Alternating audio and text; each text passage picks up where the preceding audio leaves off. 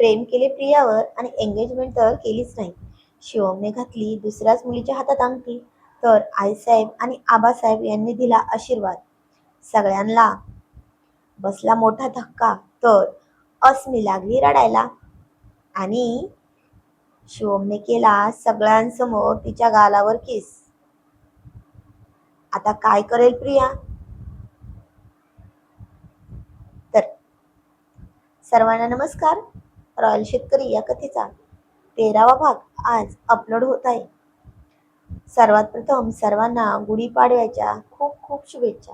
तुम्हाला हे वर्ष भरभराटीचं, आनंदाचं आणि सुखासमृद्धीचं जावो, हीच ईश्वरचरणी प्रार्थना. तर वळूयात आपल्या कथेकडे. कालच्या भागात आपण पाहिलं होतं की शिवम प्रियाच्या रूममध्ये मोबाईल नेण्यासाठी आला आहे म्हणून. तर तो हसत तिच्या अजून जवळ आला. ती भिंतीला टेकून उभी होती. श्वास जरा तिचे वेगाने चालू होते. फोन दे प्रिया. आता त्याचा आवाज जरा जास्तच कडक झाला होता. प्रिया फोन दे. तशी ती थोडी घाबरली, पण हार मानणाऱ्यांपैकी ती नव्हती ना. ती पण म्हणाली, नाही देणार. काय करणार तुम्ही? आणि आता तो गालातल्या गालात हसला आणि एकदम तिच्या जवळ येत म्हणाला, खूप ॲटिट्यूड आलाय हो. जास्तच भाव दाखवू नकोस. मला जे हवं ते मला जे हवं ते मी घेतोच, कळलं? तशी ती अजूनच घाबरली, पण आता वरून राग दाखवत म्हणाली, असं आहे का? मग दाखवा ना घेऊन. हिम्मत असेल तर. बस, आता हेच ऐकायचं राहिलं होतं त्याचं.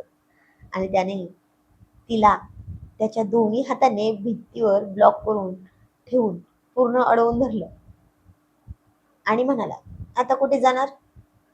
ती पूर्णपणे अडकली होती.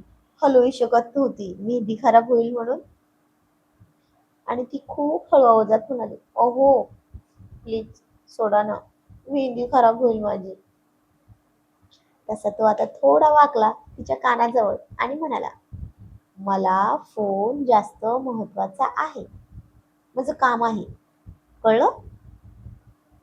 तुझी मेहंदी माझ्यासाठी महत्वाची नाही.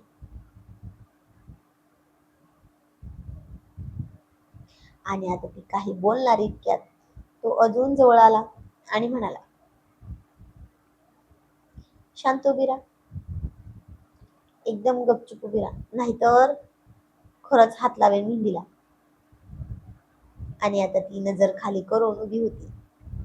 काही हालचाल न करता दोन्ही हात वर ठेवले, भिंतीच्या कडेला उभे केले, कारण समोर तो होता ना. पण तिचं हृदय खूप जोरजोरात धडधड करत होतं. तो हळूच तिच्या जवळ जात म्हणाला आणि त्याची नजर फक्त फोन जिथे ठेवलाय ना तिथं होती. आणि ती म्हणाली, नाही हो, तुम्ही तिकडे बघायचं नाही, कळलं? तसं तो मिश्किल हसत म्हणाला, मग कुठे बघायचं? मग कुठे आहे ते मला शोधावं लागेल ना. आता ती पूर्णपणे गोंधळून म्हणाली, अहो बस करा ना, मी देते ना फोन. तसा तो थोडा मागे सरकला आणि म्हणाला, आधी सांगायचं ना, इतका ॲटिट्यूड कशाला दाखवायचा होतास मग? ती म्हणाली, पण मेहंदी सुकल्यावर आता नाही. तो म्हणतो, अजून पण खेळ खेळायचाच आहे का तुला? आणि खेळ खेळू वाटतं वाटतं तुला सारखं? असं म्हणून त्याने तिचा हात पकडून झटकन जवळ ओढून घेतलं आणि म्हणाला, लक्षात ठेव, माझ्याशी जास्त खेळू नको, शेवटी तर जिंकणार मीच. पण खरं सांगू का? ती म्हणाली, काय सांगणार आहे खरं? तो म्हणाला, माझा फोन ना खरंच खूप नशीबवान आहे ग, कारण तो माझ्या आधी तिथं. असं म्हणून त्याने तिला डोळा मारला. आणि म्हणा आणि तिच्या केसांवरून हात फिरवत, अलगद हात फिरवत, जणू काही तिच्या केसांची लांबी बघावी असा म्हणाला. ती हसत म्हणाली, बरं बरं, कळलं. बघू पुढे कोण जिंकतंय ते. तो म्हणाला, हो बाळा, बघू आपण कोण जिंकतंय ते. दोघेही एकमेकांकडे बघून हसले आणि बाहेरून आवाज आला, प्रिया झोपलीस का? दोघे पण पटकन दूर झाले. आणि आता शिवम आता शिवम म्हणाला, बरं बाळा, तुझी मेहंदी सुकली ना की फोन आणून देशील की मीच येऊ परत? ती म्हणाली, हो, तुम्हीच या. तो म्हणला, ठीक आहे, पण दारातून येऊ की खिडकीतून? पण आता ती काहीच बोलली नाही. तो गेला. तिची मम्मी आत आली तसं ती म्हणाली, ए मम्मा, हा फोन काढ ना. आणि फोन काढून देशील ना? त्यांना दे, काम आहेत असतील त्यांना महत्वाची. त्या पण हो म्हणून तिच्यासाठी आणलेलं पाणी ठेवून गेल्या आणि फोन दिला. आणि त्याला फोन मिळाला तसं त्याने पहिल्यांदा कुणाला तरी फोन करून खूप महत्वाचं काम सांगितलं आणि म्हणाला, मला ही गोष्ट सगळ्या बायकांसाठी हवी आहे.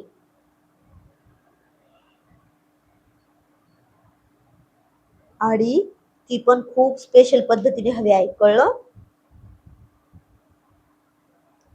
मग सकाळी सकाळी एक पार्सलवाला भली मोठी टोपली सजवून घेऊन आला. टोपलीत काय होतं तर गजरे. तो म्हणाला, ए अस्मी, सगळ्यांसाठी हे गजरे दे आणि फक्त तुझ्या वहिनीला सोडून सगळ्यांसाठी, कळलं का? ती म्हणाली, पण दादा, वहिनीला तर हवे रे गजरे, ती नवरी आहे ना. हवं तर मला नको. तो म्हणला, ओ राजकुमारी, खूप प्रेम दाखवायची गरज नाही, कळलं? ती माझी होणारी बायको आहे आणि तिला काय हवं आणि काय नको ते मी ठरवणार. जास्त प्रजेवर प्रेम तू जाऊ देऊ नको तुझं, नाहीतर नाहीतर तुमच्या मातोश्री आमच्यावर त्यांच्या जिभेच्या शस्त्राने खूप तिखट बोलण्याचे बाण सोडतील, कळलं? जा निघा आता, वाटा गजरे सगळ्यांना. आणि आता अस्मी पुढे जाता जाता त्याला वाकड दाखवत म्हणले, आला मोठा राजा, प्रजेला खुश करणारा. आणि आता तसं त्याने तिची वेणी ओढली आणि म्हणाला, ए नकचडी मिरची, गप्प बस. पण आता हे पाहिलं आईसाहेबांनी.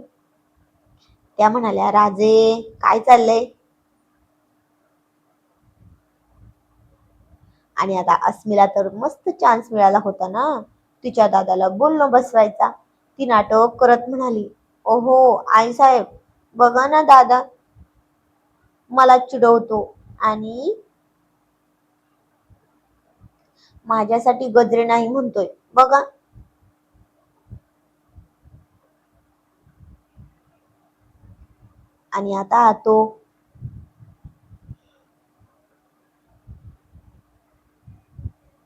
आणि आता तो म्हणाला, ए किती खोटं बोलते ग, तुला तर ना आता खरंच देणार नाही, असं म्हणून तिच्या हातातून टोपली घेण्यासाठी तिच्या मागे धावला. आणि आता ही त्यांची अशी छोटी छोटी मोठी भांडणं सतत चालायची. खूप क्यूट होती ना खूप भांडणं. आणि हे पाहून सगळ्यांना खूप हसायला आलं. पण त्याने सांगितले तसे तिने सगळ्यांना गजरे दिले. त्याच्यात वेण्या होत्या, ज्यांनी आंबाडा घातला होता त्यांना वेण्या पण दिल्या. आणि उरलेले सगळे गजरे तिने एकटीनेच लावून घेतले, कारण तिच्या दादांचा आदेश ओलांडण्याची ताकद कुणातच नव्हती.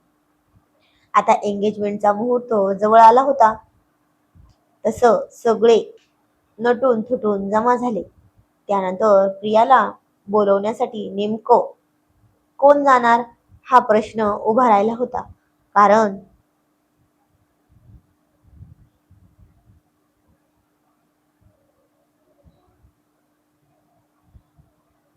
कारण आबासाहेब पण तिला मुलगीच मानत होते आणि तिचे पप्पा पण होतेच.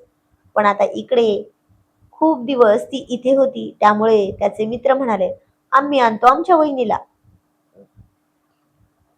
मग काय, खास एंट्री तर होणारच होती ना. पण आबासाहेब यांनी जवळपास 4-5 फोटोवाले आणि 4-5 व्हिडिओ शूटिंग करणारे 4 दिवसांसाठी बुकच करून टाकले होते. कारण कुठलीच होणारी मुवमेंट त्यांना मिस करायची नव्हती लग्नातली. कारण लग्न हे एकदाच होतं आणि त्यातल्या त्यात हे लग्न नव्हतं तर रॉयल वेडिंग होणार होती एका शेतकऱ्याची. मग काय, शिवमने अतुलला त्याच्या रूम मध्ये ठेवलेला तो स्पेशल बॉक्स त्याला प्रियाला द्यायला सांगितला. आणि आता उघडून बघतो तर काय, इतके सुंदर गजरे होते, ते पण तिच्या केसांच्या लांबी एवढेच. असं वाटत होतं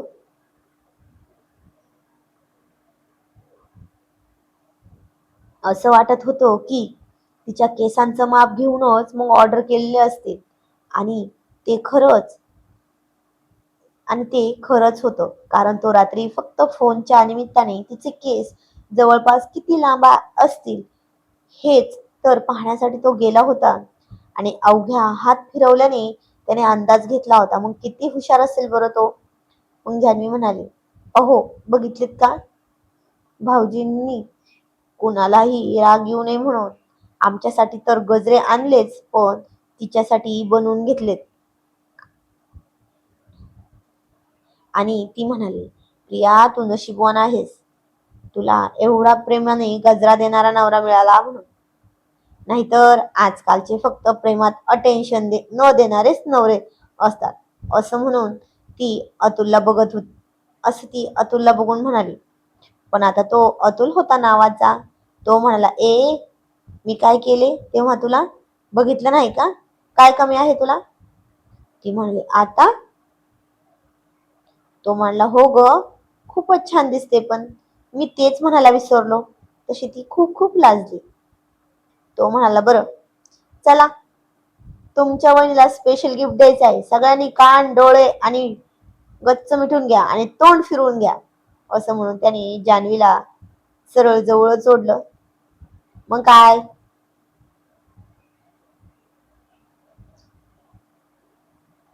सगळे होते तरी त्याने तिच्या ओठांवर डीप किस केला आणि तोंडाने मुक्का घेतल्याचा 2-3 वेळेस आवाज काढला. आणि आता झाले. तशी ती म्हणाली, अहो काय हे, माझा मेकअप खराब केला ना. तो म्हणाला, परत कर, मग मला विचारू नकोस मी कशी दिसते म्हणून, नाहीतर परत. असं म्हणून सगळे खूप हसले. आणि आता प्रिया तर त्या दोघांची ही प्रेमात होणारी नोकझोक पाहून आरशात आरशात बघूनच गालातल्या गाल्यात हसत होती. पण हे सगळे प्रियाला घेऊन आले, पण ती त्यांच्यामध्ये कुठंच दिसत नव्हती. कारण त्यांनी सगळ्यांनी असं ठरवलं होतं की तिला शिवमला लगेच बघून द्यायची नाही. म्हणूनच तर सगळ्यांच्या मागे ती चालत होती. पण आता सगळ्या मित्रांनी गंमत केली आणि म्हणाले, शिवम तू डोळे झाकून घे आणि तुझ्यासाठी एक चॅलेंज आहे की तू प्रिया वहिनीला न बघता त्यांच्या हातात अंगठी घालायची. तो म्हणाला, चालेल. पण आता मज्जा तर वेगळीच होती लग्नाच्या वेळी असते ना. म्हणूनच तर वडीलधारी मंडळी फक्त त्या सगळ्यांचे खेळ बघणार होते. मग काय, चैतन्याने बांधली की शिवमच्या डोळ्यावर पट्टी. मग त्याला हळू स्टेजवरून खाली उतरला अतुलने. आणि अतुल आता सगळ्या बायकांना आणि मुलींना त्याच्या समोर रांगेत उभे करण्याचा इशारा केला आणि हात पुढे करा म्हणाला. आता त्याच्या हातात हात देण्यासाठी त्याने इशारा केला. तो म्हणाला, बरं आता ओळख आणि घाल अंगठी. जेव्हा तुला वाटेल की प्रिया वहिनीचा हात आहे तेव्हा तू मला सांग, मी लगेच अंगठी देतो. आणि आता झाला की खेळ सुरू. पहिल्या 2-3 मुलींच्या हाताला स्पर्श नुसता बोटांचा झाला आणि तो तर लांबच उभा राहिला. आणि तो म्हणाला, ह्या तर अजिबात नाही. पण आता त्यानंतर उभ्या होत्या आईसाहेब. त्याने त्याच्या हाताचा स्पर्श लगेच ओळखून म्हणाला, नमस्कार करतो मातोश्री. आणि त्या पण म्हणाल्या, सुखी भव. आणि सगळे खूप हसले. त्यानंतर 2-3 बायका सोडून उभी होती ती अस्मी. आणि आता त्याने तिला लगेच ओळखले आणि आता चांगला चान्स मिळाला होता ना हातामध्ये. आणि त्याने सरळ तिचे केस पकडून म्हणला, ए नकट्या नाकाचे, तुला कोणी उभं केलं का इथं? तसे सगळे पुन्हा खूप हसले. आणि ती रडत म्हणली, आई साहेब बघा ना दादा कसा बोलतोय. आता तिच्या नंतर उभी होती श्रेया, म्हणजे प्रियाची मम्मी. त्याने त्यांच्या हाताला स्पर्श केला, जणू काही प्रियाच्याच हाताला स्पर्श केला असं जाणवलं होतं त्याला.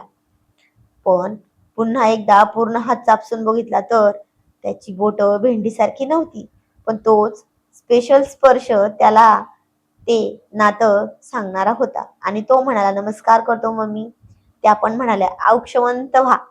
पण आता सगळ्यांना नवल वाटलं होतं की तिच्या मम्मीच्या हातांचा स्पर्श पण तो ओळखू शकतो.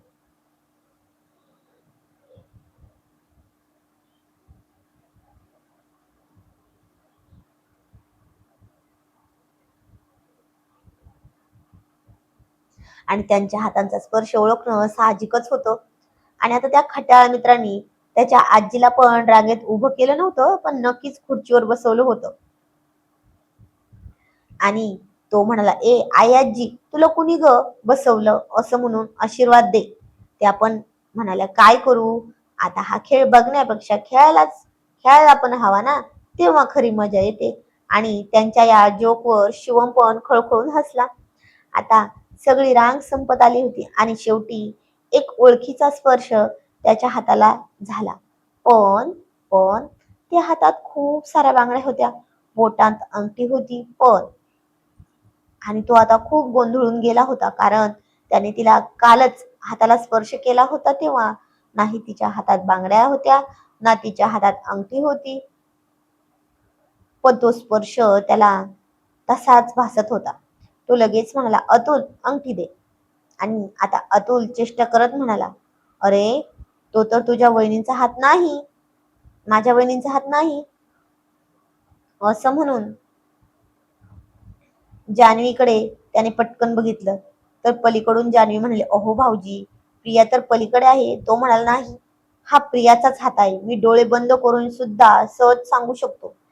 तरी अतुल म्हणाला त्याला गोंधळवण्यासाठी, बघ बाबा नंतर म्हणू नकोस की सांगितले नाही म्हणून. तो म्हणाला, नाही मला पूर्ण खात्री आहे हा हात प्रियाचाच आहे, दे अंगठी. आणि त्याने ती अंगठी दिली आणि त्याने कसलाच विचार न करता लगेच अंगठी सरळ तिच्या बोटात घातली. तसं जान्हवीने तिला बाजूला केली आणि पटकन दुसरी मुलगी तिच्या जागेवर उभी केली आणि त्याच्या पुढ्यात.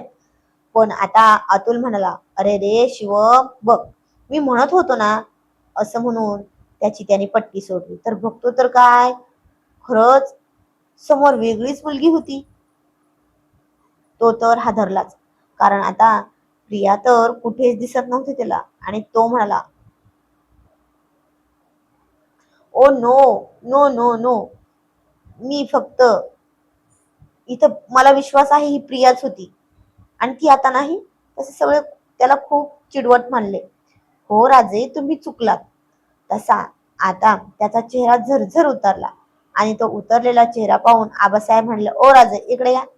झाली आता चुकी, पण एंगेजमेंट म्हणजे अर्ध लग्न असते, म्हणून आता तुम्ही जा आणि ज्या मुलीला अंगठी घातली ना त्या मुलीच्या सोबतच जोडीने दर्शन घ्या. पण तो म्हणाला, नाही नाही आबासाहेब, मी तर लग्नच करणार नाही, पण या मुलीला तुमची सून म्हणून घेण्याचा अधिकार पण देणार नाही. आणि आता अतुल त्याची समजूत घालत त्याच्या खांद्यावर हात ठेवून त्याला आबासाहेब यांच्या पायात दर्शनासाठी खाली बसवतो. पण तरी तो म्हणतो, नाही मला हे मान्य नाही, पण मला फक्त प्रिया सोबतच लग्न करायचं आहे. अतुल म्हणाला, अरे अरे हो खरं आहे तुझं, पण काय करणार आता, चुकी झाली ना, घे मानून.